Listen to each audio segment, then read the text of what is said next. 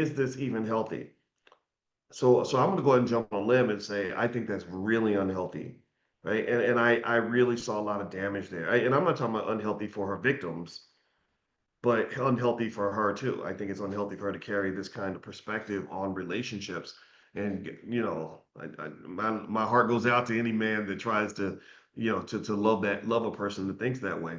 It's no different from a man who says women are only good for sex. If I see them, I'm gonna have sex with them and dump them, and they're garbage and they're worthless and I don't like them at all, right? Like I don't think anybody would want their daughter to date a man who says I hate women, I don't like women, right? If you don't like women, maybe you should date men or something, right? That might be better for you, and same thing, right? So this is where I'm going to start that. All right, so let's talk about scientific theory in finance, so we can make this a financial lesson.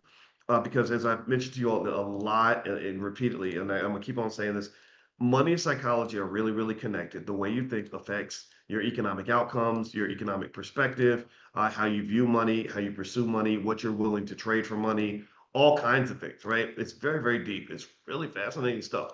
So first theory I'm going to throw out at you and share with you is there's something called attachment trauma and financial security that can be viewed as emotional safety. Okay. So basically, from a psychological perspective, early attachment trauma, especially when you were neglected or in an unstable situation or you were abandoned, that can condition somebody to equate resources to reliability, right? So if you have attachment trauma from childhood, then what you will do is you will falsely equate a person's ability to give you money to whether or not you think they're a good person, whether they can be depended upon, it's stuff like that. I can't tell you how many times I wrote a check for something just to be helpful or because it was something I wanted to do, and suddenly the person thought I was the most reliable person in the world. Or maybe there's some next thing you know, there's some woman who's trying to sleep with me because I gave some money to something or a charity or something, right?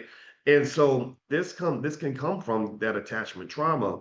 So you see somebody that has money and you assume the person with money is a better human than the person without money. That the person with money is more valuable than the person without money. The person with money is better for your life than the person without money. And that's a very dangerous way to think because Diddy showed up in a lot of people's lives with a lot of money. And his goal was to get you covered in baby oil and do only God knows what with you. And so attachment theory from Bowlby 1969 suggests that people with anxious or avoidant attachment styles may overvalue material stability as a substitute for emotional safety because the emotions and money are connected.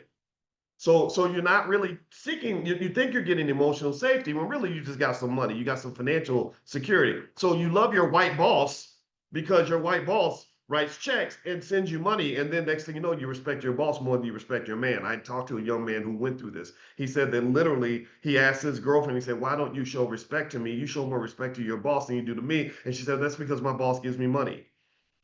Well, there's a whole set of theories that link around. So material stability can be seen as a substitute for emotional safety.